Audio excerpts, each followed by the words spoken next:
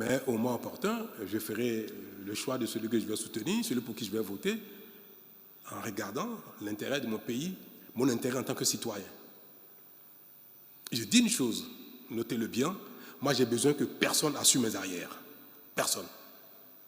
Je ne veux pas d'un candidat qui me sera loyal. Il faut que le candidat, le bon pour nous tous, c'est ce candidat qui va être le meilleur pour le Bénin, qui va être loyal pour au Bénin et non à Patrice Talon. Moi, je n'ai pas besoin que quelqu'un assume mes arrières. Mes arrières, c'est que le Bénin se porte bien, que, en tant que citoyen béninois, que j'ai du plaisir à constater que mon pays se développe et que si jamais j'ai fait quelque chose ou les miens ont fait quelque chose dont tu dois rendre compte, qu'on le fasse parce que c'est comme ça qu'on va construire le Bénin. Donc, qu'il s'appelle Pierre Opoku, mon frère et consort, je veux le moment opportun, si c'est lui qui est le plus indiqué pour le Bénin, c'est tout. Alors, ne faites pas de soucis pour moi. Merci. Donc là, Mabalo, Eden TV. Monsieur le Président de la République, une question d'ordre social. Social parce que nous avons tous suivi que plusieurs agents de l'État ont été mis à la retraite d'office. Et parmi eux, il y en a qui ont même connu des accidents cardiovasculaires. Je ne sais pas si vous avez entendu parler de ça. Certainement, Monsieur le Président. Alors, quels sont les critères qui ont prévalu au choix des agents qui ont été mis d'office à la retraite? Est-ce qu'on a pensé à leur avenir? Est-ce que ce n'est pas une décision qui crée un problème sérieux dans la République? Je vous remercie. En fait, le problème qui se pose, c'est quoi? C'est un problème de revenus, non? Est-ce que ce n'est pas surtout ça? Parce que j'ai entendu, je regarde les médias, je lis beaucoup, tout ce qui se dit. J'ai noté que mes concitoyens, beaucoup sur les médias disent, mais comment on peut, quand on va à la retraite, on prend le temps de le préparer? Comment du jour au lendemain, quelqu'un perd son salaire et devient un pensionnaire de l'État? C'est-à-dire, au lieu de tuer son salaire, il touche une pension qui n'est jamais égale au salaire. Donc, il y a une perte de revenus brutale. C'est bien cela. Mais j'espère au moins que tout le monde comprend que la pension sera payée immédiatement. Mais que, malheureusement, la pension n'est jamais égale au salaire qu'on a jusqu'à la veille de son départ. Donc, il y a un différentiel qui constitue une chute de revenus pour celui qui va aller brutalement sans y être préparé. Donc, je vais d'abord répondre à la question primordiale, celle qui concerne la chute de revenus, avant de parler de critères dont vous avez parlé. Est-ce que vous avez lu le décret? Quelqu'un a lu ici le décret qui organise les mises à la retraite d'office? Je crois que c'est sur le site du gouvernement. Nous avons besoin de construire notre pays tous ensemble. Je viendrai sur les critères. Mais c'est bien que quand on évoque les dommages, les préjudices qui naissent d'une situation, qu'on restitue les choses exactement telles qu'elles sont. Quand vous avez parlé, celui qui va vous écouter ne va pas comprendre que pendant 1 an, il n'y a aucune perte de revenus. Ce n'est pas seulement 1 an, c'est 2 ans. Donc vous n'avez pas bien lu. Vous n'avez pas bien lu. Et c'est ça votre rôle en principe. Vous devez bien lire, comprendre, avant de remuer les cendres et puis interpeller les uns les autres. Je ne donne pas de leçons, mais je note que chacun, parce que c'est bien de critiquer, mais c'est aussi bien de faire la critique juste. Pendant 2 ans, il n'y a pas de perte de revenus. Voilà un modèle qu'on a mis en place où quelqu'un va à la retraite, commence à toucher sa pension immédiatement, mais tous les mois reçoit une compensation financière qui ajuste. Si la personne avait 300 000 francs de salaire mensuel, il va à la retraite. Et la personne touche 200 000 de pension mensuelle pour un salaire mensuel qui était de 300 000. Pendant les 2 premières années, il est chez lui, il touche sa pension normale, mais il perçoit 100 000 francs. Le complément, la différence, on lui est payé tous les mois. Donc pendant 2 ans, il peut faire autre chose. Il peut faire des affaires, du business, faire tout ce qu'il veut, il touche sa pension et il n'a pas de perte de revenus. Est-ce que ce n'est pas à saluer? On viendra sur les critères pour voir le bien fondé de la décision. Mais en termes de modèle, pendant 2 ans, si vous êtes à 3 ans de la retraite, si vous êtes à 4 ans de la retraite, au moins pendant les 2 premières années, vous avez votre revenu plein que vous touchez tout en étant à la maison. Je vous dirai tout à l'heure pourquoi on a fait ça. Mais pendant le temps qui reste, s'il n'y avait pas eu ministre de la retraite d'office, j'irai à la retraite dans 4 ans. Pendant 2 ans, ils ont le plein. Pendant les 2 ans restants, ils ont la moitié. S'il reste 20 ans à quelqu'un, je crois qu'il n'y a personne à qui il reste 20 ans, personne. Je caricature. Prenons l'exemple où quelqu'un, pendant 20 ans, il lui reste 20 ans pour la retraite normale. Si pendant 2 ans, il touche le revenu plein, les 18 années qui restent, il va toucher la moitié des frais de revenus plus sa pension. Du père de revenus plus sa pension. Mais c'est extraordinaire. Pour autant que la mise à la retraite soit pertinente. Mais en termes financiers, moi je n'ai vu dans aucun pays un État faire ça. Quand même, la mise à la retraite d'office n'est pas quelque chose que le Bénin a inventé. C'est pour vous dire, chers amis, que tous ceux qui sont concernés auront un traitement particulier de sorte que personne n'ait une chute de revenus, une baisse de revenus pendant les 2 ans qui vont suivre la mise à la retraite d'office. Personne. Tout le monde va toucher son plein revenu en complément, c'est-à-dire de sorte que la pension soit complétée par une prime qui rétablit ses revenus. Et le reste de la période durant laquelle la personne aurait pu travailler s'il n'était pas mise à la retraite d'office, la personne aura la moitié, plus sa pension. De ce gap-là, plus sa pension. Et je voudrais que vous relayez la chose, que vous expliquiez ça bien aux gens. J'ai entendu, la rentrée scolaire va venir bientôt. Comment voulez-vous que les gens payent la rentrée scolaire alors qu'ils n'ont pas prévu ça? C'est subite. Ce n'est pas vrai. La personne n'a pas de perte de revenus. Maintenant, pourquoi on a fait ça? Voilà un pays dans lequel nous avons des problèmes d'insécurité, des problèmes de sécurité, de terrorisme. On a besoin, vous savez, on n'envoie pas n'importe qui au front sur les lignes de frontières. C'est des jeunes. Vous n'allez pas mettre un officier, un sous-officier qui a 40 ans, 50 ans au front. Il n'a même plus la force de se cacher, de courir, d'être alerte, agile pour faire face aux problèmes que nous avons. Donc, nous avons besoin de gens disponibles, de jeunes, pour constituer notre force, notre réelle force de sécurité, de défense, avec un niveau de commandement. Les officiers, les sous-officiers, ceux qui sont d'un certain âge, commandent les jeunes.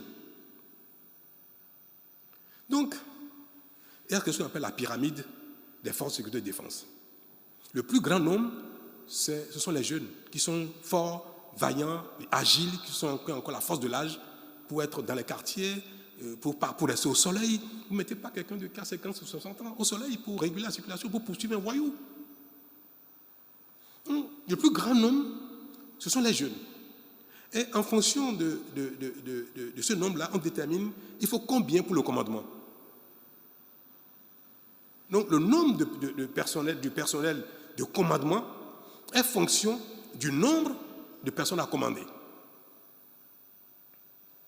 Si dans une entreprise qui fait le nettoyage ici, il faut des gens agiles, capables de se baisser pour nettoyer le sol, et il faut après des contrôleurs superviseurs, et nous avons 10 agents techniques de sol, et nous avons 20 personnes pour les commander.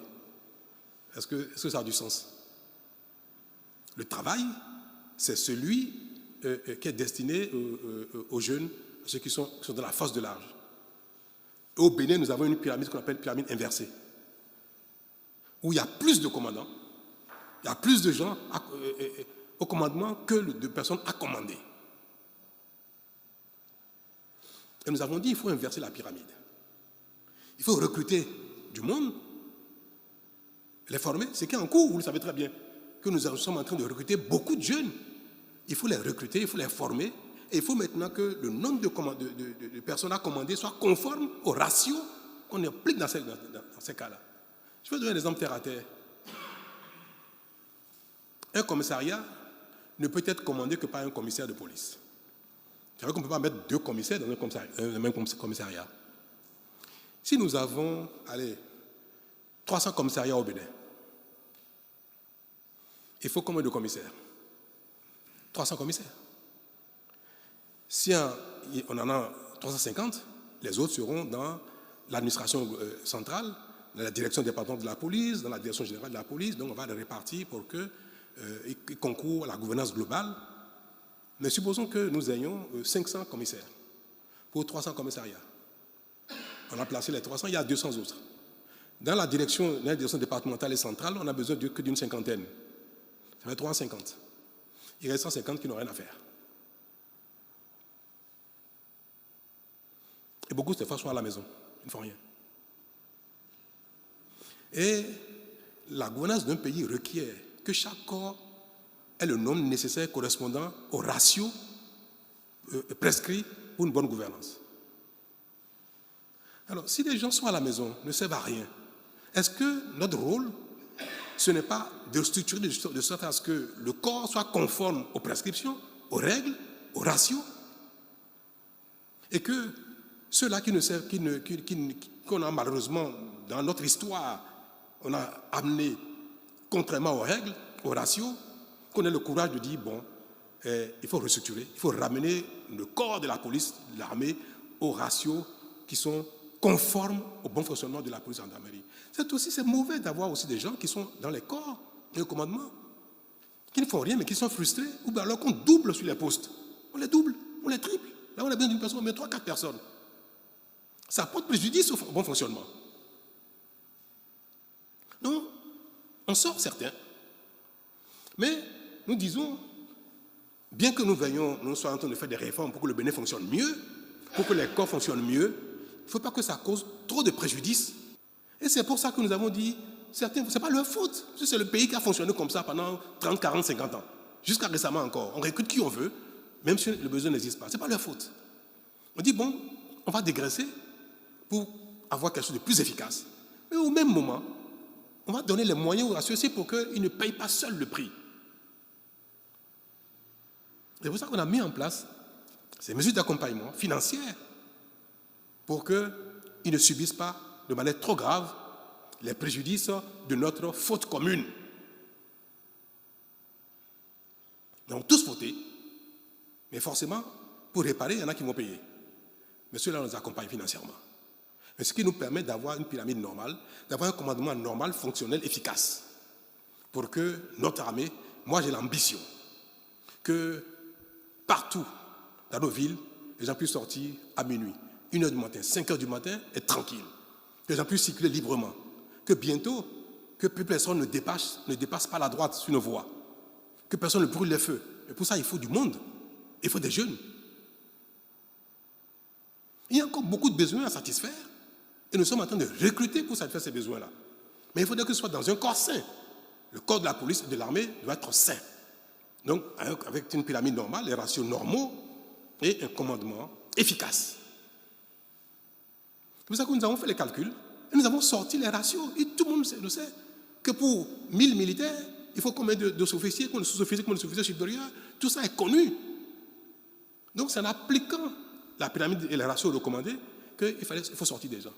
Alors, on a regardé. Moi, je ne suis pas militaire, mais je suis le chef de l'armée. On a regardé, j'ai mis des commissions en place pour identifier qui commence à avoir des insuffisances au niveau physique, qui commence à avoir des insuffisances au niveau santé, qui, dans les notations, a moins de mérite que d'autres. Vous savez aussi que, je vous le dis, il y a des gens qui n'ont pas de problème physique qu'on sort, mais qui sont moins disponibles. Qui, depuis quelque temps, n'a plus été au commandement. Ce n'est pas sa faute, mais c'est le sort. Et qui, depuis des années, a perdu la main. S'il y a deux, dont l'un est au commandement.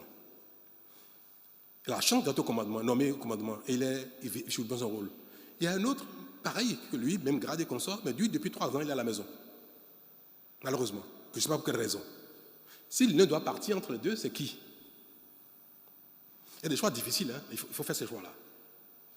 Celui qui est actif, qui est dans le mouvement, comme on dit, si quelqu'un doit partir, lui, il est préservé. C'est celui qui, depuis 2 ou 3 ans, est désactivé, qui malheureusement va partir. Donc, c'est des choix difficiles, pénibles, que les responsables font avec beaucoup de souffrance, mais qui sont nécessaires pour la bonne marche du pays. On On ne peut pas vouloir se développer sans sacrifice. C'est impossible. Si on veut tout préserver, nos acquis, nos travers, nos faiblesses, nos souffrances, on veut tout préserver, le Bénin ne se développera jamais. Et nos enfants, nos petits-enfants, nos arrière-petits-enfants vont subir les mêmes sorts que nous.